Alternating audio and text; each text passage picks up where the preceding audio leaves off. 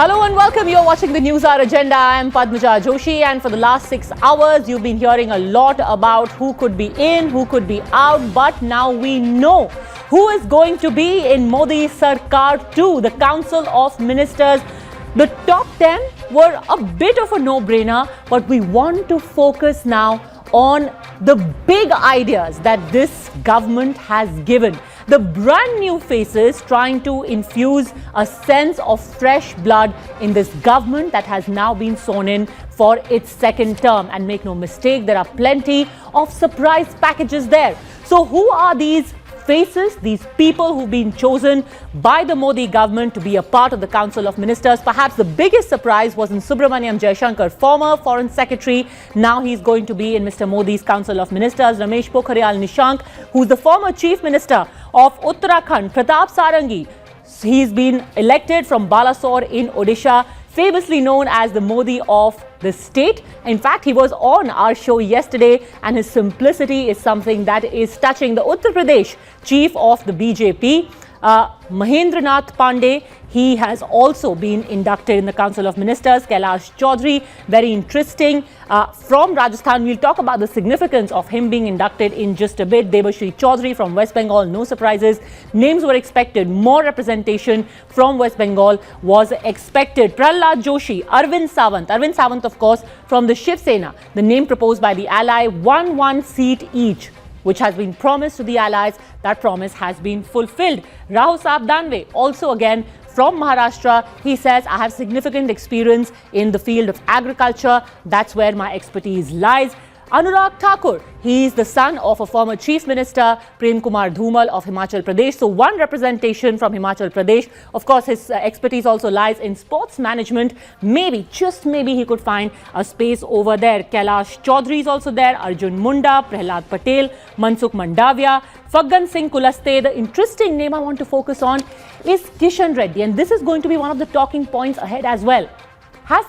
Has the south of India got enough representation, or is this a territory that did not richly reward the BJP, and which is why not too many faces from the south have found much of a representation? Karnataka gave them a handsome reward in terms of seats. Has it found enough representation? We'll talk about that ahead as well. But Kishan Reddy, the chief of the BJP in Telangana, he is now going to be a minister. Purushottam Rupala, Sanjay Dhotre, Suresh Angadi, Nityanand Rai from Bihar, Ratan Lal Kataria from Ambala. He in fact defeated Kumari Shalja, who is a close aide of the Gandhi family, defeated her from Ambala.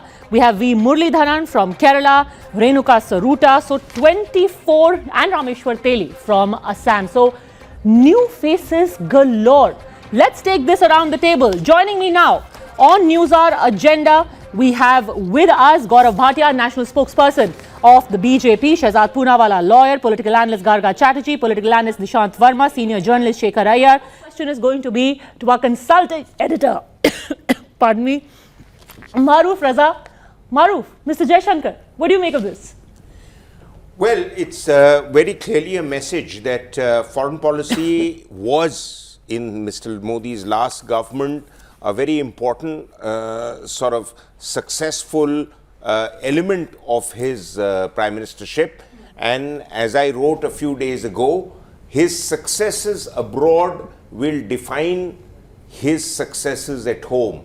Because you need now to really put India into a much higher elevated platform to be able to punch in Doval's words in its own weight category. Three reasons that Mr. Jaishankar is now in the cabinet. One, that he enjoys Mr. Modi's confidence because he's worked closely with him both as ambassador to the US and then as foreign secretary. Two, Mr. Jaishankar brings in enormous experience about China, which is the other country that Mr. Modi needs to engage with and understand better and come out looking good after every engagement, because the Chinese are masters of deft diplomacy. He was closely involved in, resolving the Doklam standoff, right? Yes, because he was foreign secretary then, but he was also foreign secretary when we did the first surgical strikes. Yeah. And the last and most important thing is, Mr. Jaishankar does have a wealth of strategic expertise inheriting much of it from his father, but his own experience in the foreign service. So, he's a well-rounded package. Now, whether he gets foreign ministry or not, but quite clearly... But it seems quite, the most obvious thing is foreign ministry. It seems evident. Shekhar Iyer, foreign ministry? Yeah, looks like it, because that is his core competence level. And the foreign ministry is not a very big ministry, but it's just there as part of CCS, and it's an important ministry. For Mr. Modi, it's going to be a game changer if he gets all the equations right. And with Sushma Swaraj out. So you have a very... Yeah, absolutely. Yeah. So therefore, there is that message coming out. But let us wait and watch finally what is announced. Shall I make an interesting observation here? Yeah.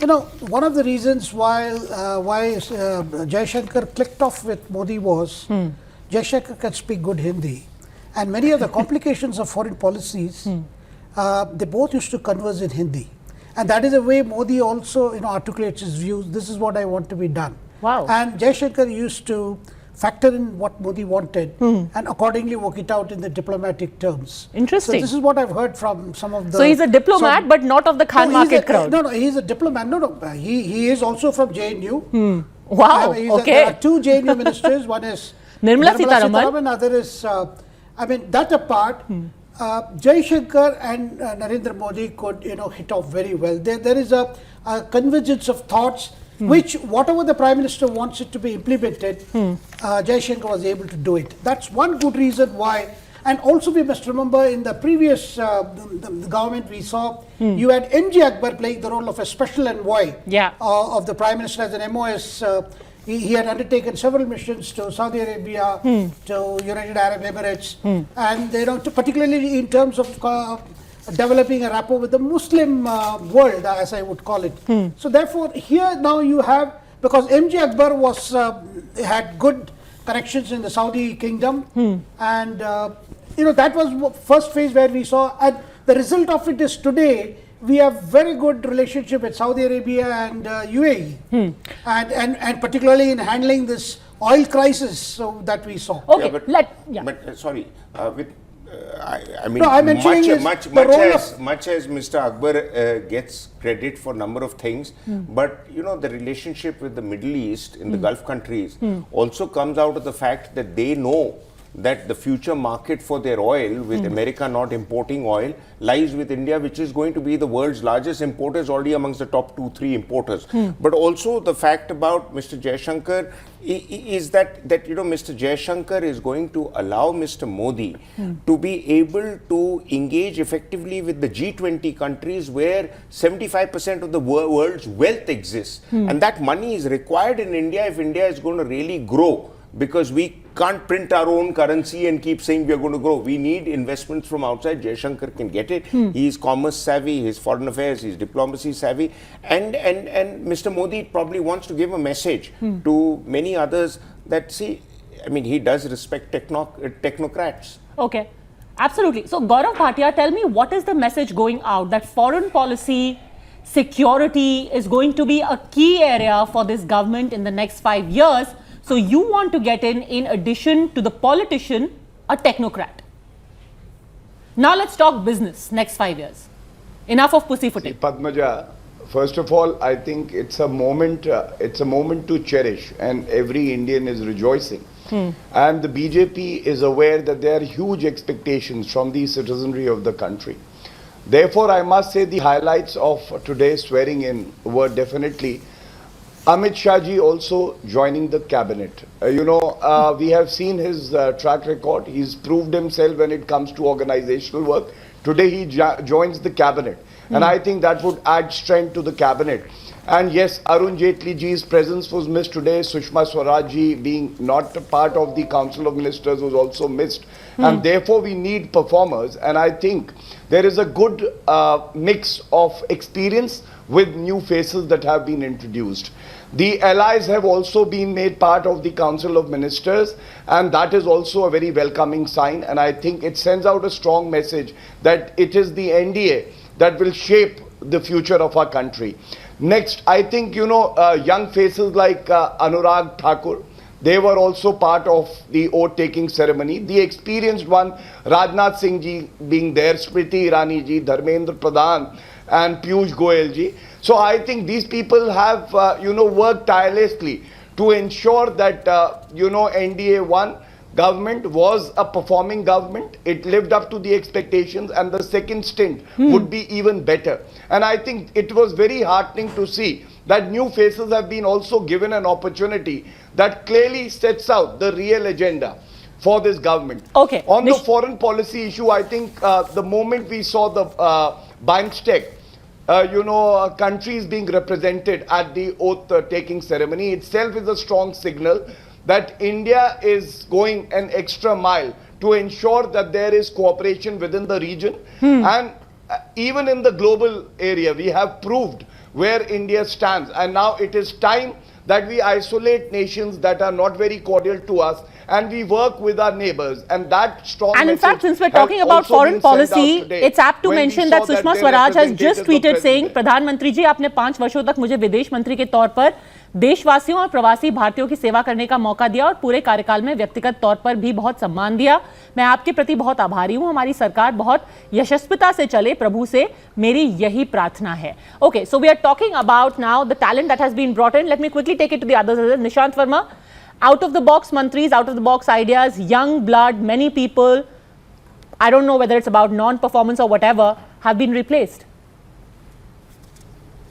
And there are a large number of them. Yeah, I would in fact, I see the list, I have the list. I actually would like this thing to be delivered, and the delivery needs to start, because in last 5 years, there's no point cribbing about things, but yes, the delivery has not made its point. So now I suppose and I hope that with the kind of cabinet ministers he has, certain heavyweights have been left behind. Fine, somebody is not well, so that's okay, and others did not join. And there are new faces, and I suppose today is a day when Dr. Jaishankar is in the focus. A lot of expectations suddenly, rising on that front. But let's see, it's too early, because in last 5 years, I've been a critic, no doubt about it. I've criticized the previous government. And I have Is this a good council of ministers or not? It is a different thing that BJP does not like it.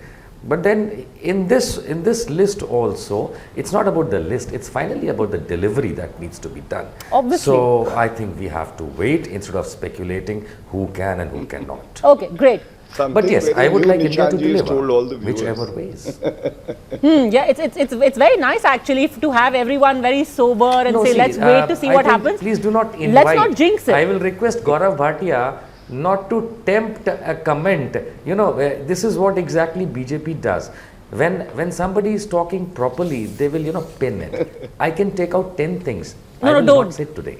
Don't. This is not the time for needling. This is not the time for needling each other. I'm very happy that this is so civil. That's what Gaurav Bhatia is. Garga Chatterjee, are you also happy going to wait to see what happens over the next 5 years? See, when a new ministry comes in, all the citizens of India have certain expectations. And also that expectations and all of these things which decide are also based on what are existing realities. People know about the reality of the economy and various other things. So the new government, the new council of ministers has that task at hand. No doubt about it, it's a challenging task. And since the activities of this ministry will actually determine lives of more than 1 billion people, then it is a very important thing. Let us remember that. They hold immense power. Okay. How they will use it Are is you up to them. satisfied that And West as Bengal Indian has 2 citizens, ministers? I hope that they use it to the welfare of India. There are 2 ministers from West Bengal, including Babul Supriyo, who was there last So here time is around. the thing, that is also 2 aspects about it. So since 2014, West Bengal has not received any large central project. Due to 15 Finance Commission, its share in revenues is being cut down by 20,000 crores in the next 4 years. I hope that the ministers of West Bengal, who are from West Bengal, will be able to undo the wrongs that have been done over the last 5 years. That is my expectation as a person from Bengal. And last one point, and just as I see it from a person from here, this ministry does not represent, also very importantly, this is a union of states, the revenue which actually runs the economy and runs everything, the revenue that each state contributes. I think somewhere the revenue and the sweat and the blood on whose this country is built, that was reflected in this ministry. The large revenue producing states have been hugely neglected in this. I do not think that's a very good thing to do. Okay, Shehzad Poonawalla, what is the big message of this Council of Ministers? So first of all, I was just running through the list and I see that there is continuation in the government.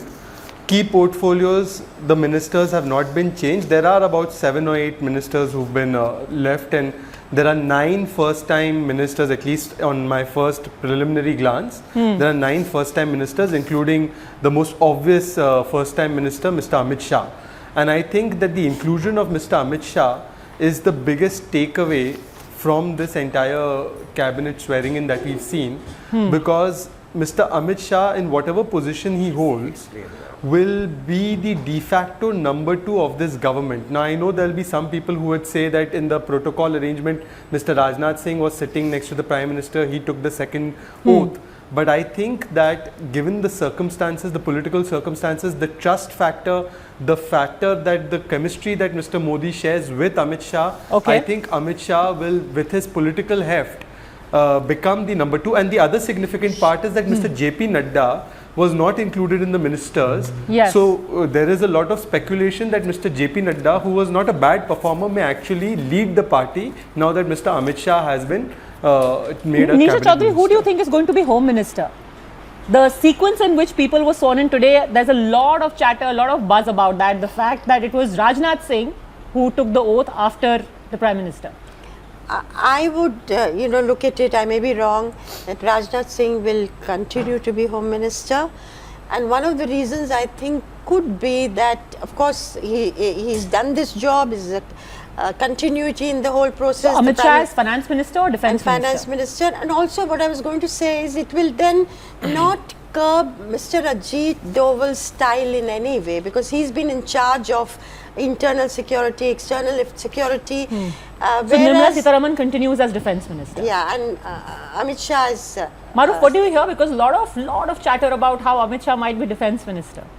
Well, Some people said Suraksha Mantri. Did you hear about this? Some people are saying that there may be a merging of a few ministries and there could be a new Suraksha Mantri, internal and external security. Well, interestingly, I wrote about it just after 26/11 attacks in the TOI. Maybe Amit Shah read it. To say that, we need to have a new approach to how to deal with security. And I've been talking about it for years now, that, you merge all the security elements under a ministry for security, because the defense ministry hogs up bulk of the national budgetary allocations for national security, but really the threats we are fighting on a day-to-day basis are internal security. So then what will the Home Ministry do? No, the Home Ministry has a lot of other work to do, and that is the thing that I have again said, that one of the reasons that many politicians and bureaucrats do not make sufficient effort to solve the Kashmir problem and the Naxal problem. So you're saying that this is a possibility, that there could be a Suraksha Mantri with both internal and external security. Or you could have a kind of another ministry which could be in between, because what Mr. Doval is doing, Mr. Doval is really over and above the Defence Minister, the Foreign Minister and the Home Minister. The secretaries of these ministries really take Mr. Doval's command seriously, because he coordinates defence purchases, he coordinates India's responses to strategic strikes or whatever, he coordinates how the forces move with Naxals, the Kashmir issue, he deals with the border issues. So maybe the National Security Advisor may get overlapped or something. There might be a new approach, and I think India needs to have a new approach, because the real stumbling block to our growth is the constant battling of crisis to crisis, and because we are so compartmentalized, So this that is we are all fighting, everyone's fighting to hold on to his turf, and therefore we have watertight compartments, and therefore we are not moving forward with the solution, because if the Home Ministry proposes something on Kashmir, the Defence Ministry is not really on board, because the chief has given orders to knock every militant And off. then there not is the deal NSA. with- Yeah, and then there's the NSA, and the Foreign Ministry feels that, you know, you should go a little soft on Pakistan and don't go so hard on it. So we need to have a consistent national approach, because these problems, it's like the economy. The economy is not diverse from security issues, not diverse from commerce, it's not diverse from a lot of other resource related Actually, you know, you spoke of the finance ministry. There is a lot of buzz about another thing, that the finance and commerce ministry also may be fused. But before we come to that, it'll be interesting to see a dynamic like that, to have a... We have had, when after Indira Gandhi's death, Rajiv Gandhi had a Minister of State for Internal Security, and Chidambaram was one of them, and that was a very powerful role.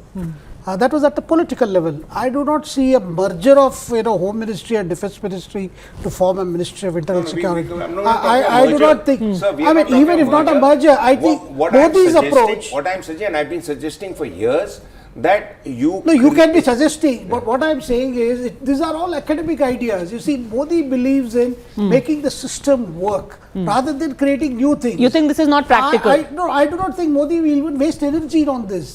He will rather see, we have seen on Jammu Kashmir for the last 6 months, there has been a lot of coordination on the ground. There has been a lot of at the political level. So he'd rather have these ministries and get them to work together. Yeah, get them to work together, bring the synergy and get the system moving. He doesn't believe in creating new systems. So who will be defence minister? That itself will be more complication. How do you make the system work when everyone's working in watertight compartments? Nobody is. It doesn't That's work. the PMO. Actually, what has happened is, I'll tell you, there have been problems with NSA's role. There has been a feeling which I believe Prime Minister too appreciates, that NSA's role of late has been rather overarching. Okay. And therefore, there has been objections from the Defence Ministry. This is my information. Okay. But the NSA, if I may just No, complete the point. I'm speaking with lot of information. Therefore, the Prime Minister would want, be it NSA, be it the Ministry of Defence, be it Ministry of Home. So you'll see a new NSA? Bureau or the Research and Analysis thing, they should be doing the job that they are in, they're supposed to be doing. So you'll so will we see a new NSA or an NSA with this powers curve? What will curve? happen is, you will have whatever is arrangement.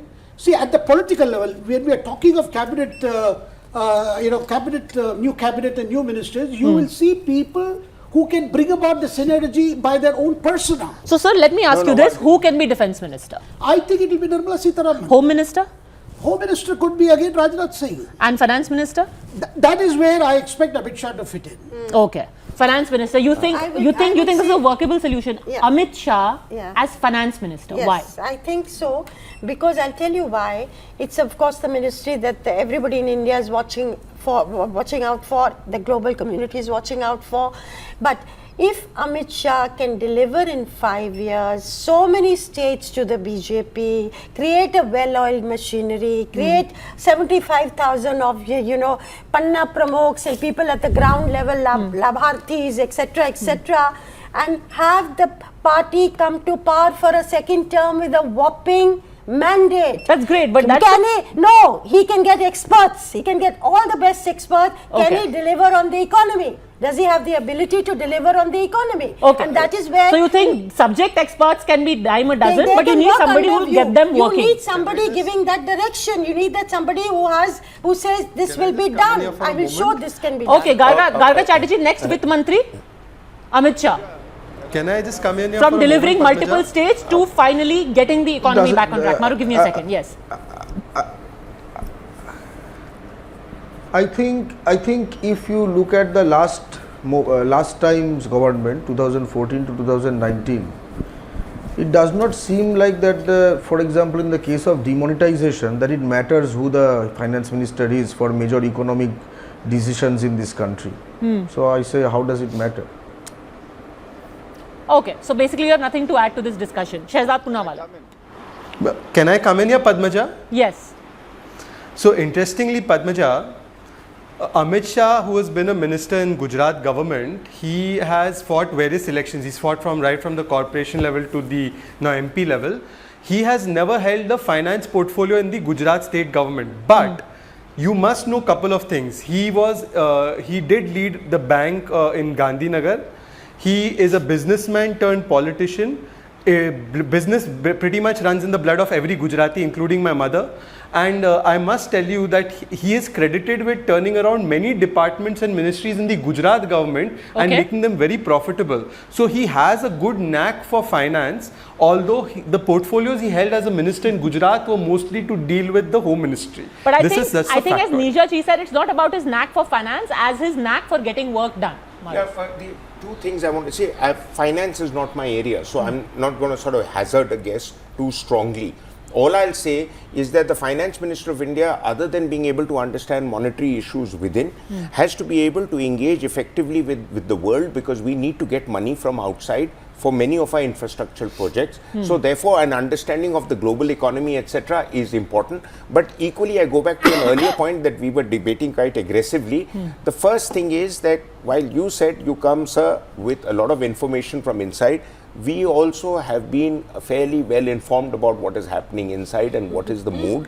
The issue is that security, nobody is saying create a new ministry, but if the Prime Minister decides to redesignate somebody else to be able to be the chief coordinator or whatever, then Mr. Doval did not go out and grab the boundary issue and say, that's my turf. He did not go out and grab and become a negotiator with Mr. Bolton in the US because the Prime Minister put him there. He didn't grab it. So yes, I'm not here to discuss sir, let me complete. Okay, let's you were speaking. See, so what I'm just nobody is trying to defend or oppose Doval's role, but there have been certain issues. Let me complete my point. You made your point. Let me complete my point. The point I'm trying to say is that there is need, if as Padmaja suggested, that there could be a minister handling security issues, there is a need to rethink how much we want to burden which ministry with what and how much do we need to coordinate. Okay. That's all I'm saying. Could there be a rejigging of responsibilities? But for today, let's just focus on the Council of Ministers. The role of the NSA can be debated and looked at another day altogether. All right. Nishant Verma, you wanted to make a quick point about Amit Shah, because then I want to move on to the next topic. Go on. I don't want to make any point about Amit Shah. What I want to tell the country through you is the kind of discussion happening, the vibes coming at least to me is that this current formation, the discussion probably says that the previous formation is not trustworthy. Having said that, because that's the kind of vibes I am getting, I'm cutting it short. I'm sorry, I think the vibes are mistaken. You mistook the vibes. Obviously, there will be a rethink and a rejig for better performance. मेरा opinion है ना, it's okay. Yeah. मेरा opinion है ना. एक बहुत important opinion दूसरा भी है. Whichever minister you make anyone, it's all Mr. Modi who works, right? In previous government, there is no minister who got fame. We know foreign minister who was a foreign minister, who took what decisions, who took all decisions. So, who you make anyone, you make anyone a minister, does it matter? Just in case the viewers thought this was going to turn into a love fest between Nishant Verma and the BJP, well, it started. Yes, go on. Gaurav Bhatia. Padmaja, see, the country is very, very optimistic right now, and we all know that, what was the strong message from the oath-taking ceremony? The message was for the aspirational India, that a common man from a humble background, by sheer hard work, can rise to become a minister in the government. Narendra Modi ji taking oath, Amit Shah ji from being, poll booth worker to also taking oath as a cabinet minister. Then the exemplary example of Pratap Chandra Sarangi, his humility and his simplicity itself is inspiring, and he took oath today. And I think, that is the strong message that came out for every Indian, that if you work hard, no dream is unachievable, and you can, dream and make it possible. Second, 6 women ministers taking oath.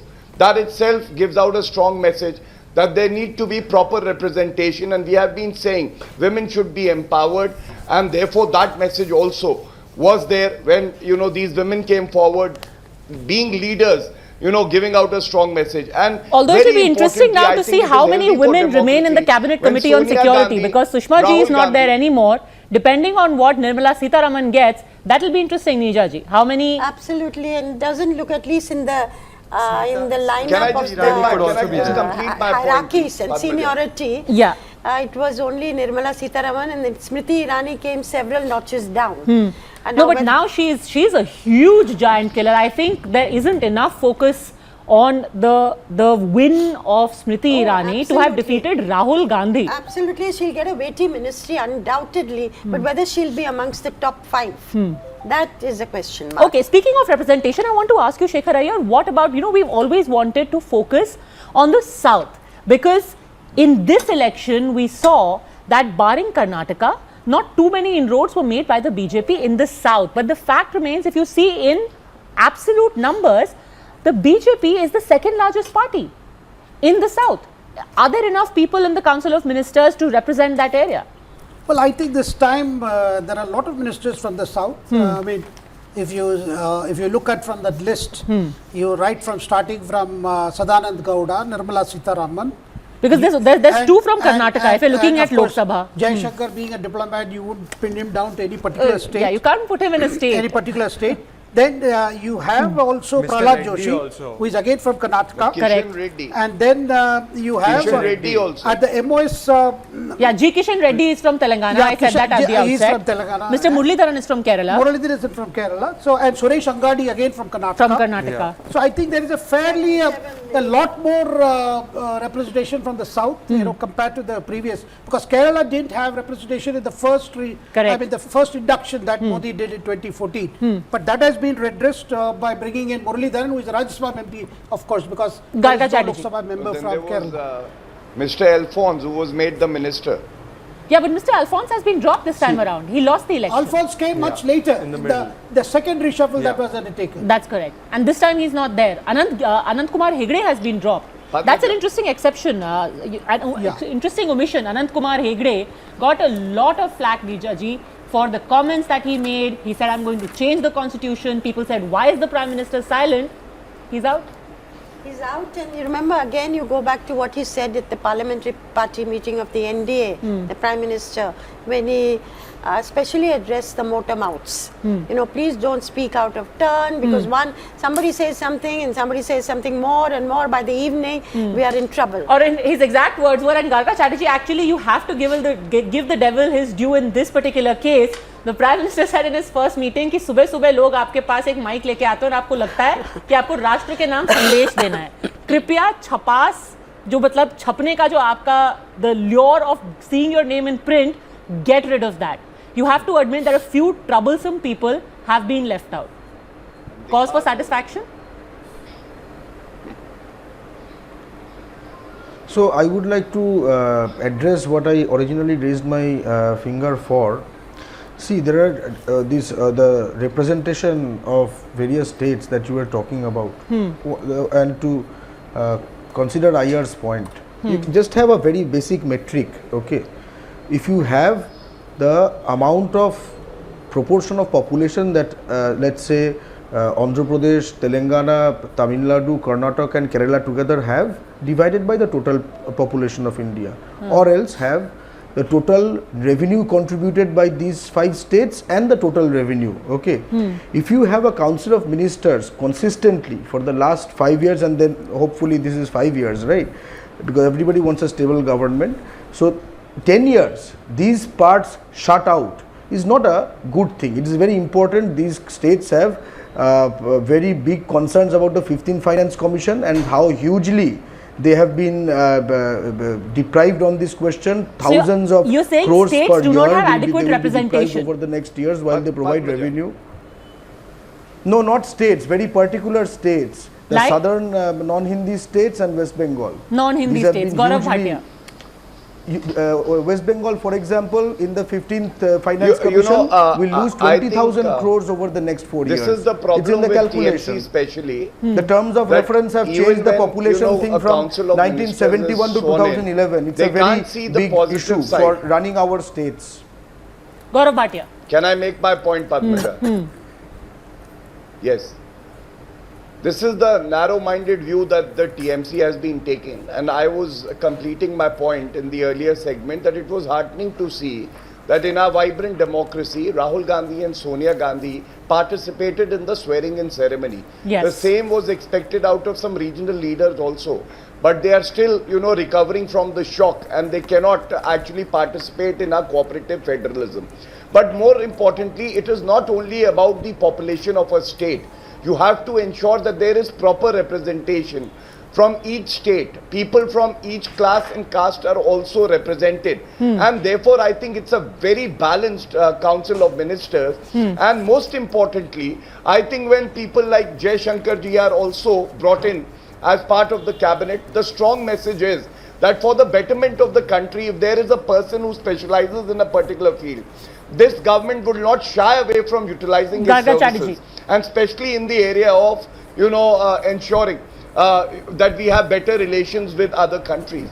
So I see a lot of positivity in the Council of Ministers that have been sworn in. And that, I think, is the essence of today's swearing-in ceremony. Okay, performance, not regionalism or casteism. Quick response, Garga Chatterjee. One brief point. One brief point before you So, go to Garga. whenever you say that certain... Can when I just come in for one brief point? So, no, but okay.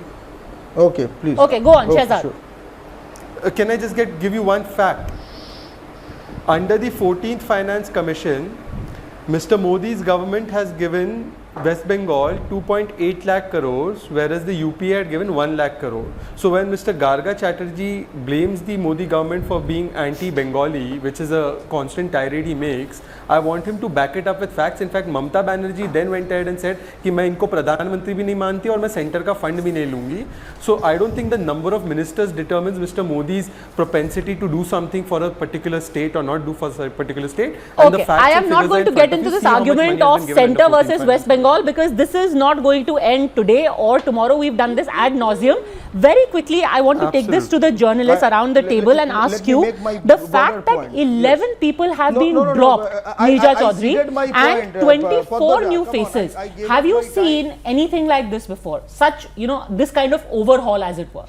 I think, it is a dramatic... and these are big names. People like Manoj Sinha, Suresh Prabhu, Anand Manoj Sinha has lost. Radha, So, he did. yes. But they could have always inducted him. I mean, he was a big name. He was MOS Railways, And had close to the goodwill. Prime Minister. Exactly. Anand Kumar Hegde, Satyapal Singh, Mahesh Sharma, Ram Kripal Yadav. For I these know names Mahesh to be Sharma dropped. was surprised. Yes, big names, absolutely. Yes, those to that extent, induction is not so surprising because every cabinet you go through the induction process, new people coming in. But dropping so many, as you say, big names, it is therefore he's sending out very clear signals. To use a cliche, perform or perish. Performance and also loyalty, complete loyalty, and not Really? speaking out of turn. Which one are you not talking supposed about? to speak out of turn. So I think several things. As I say, this is Modi's own cabinet. Last cabinet was inherited in many ways. This has his stamp completely. Okay, if there was any indication of tentativeness in 2014, this is Mr. Modi out to get a job done. He's got a full strength cabinet, right? This is a full strength cabinet. No, see, he can have up to 81 ministers he can have. Okay, so there's scope for more. So but then he has never had the full complement ever. Okay. He has never had it.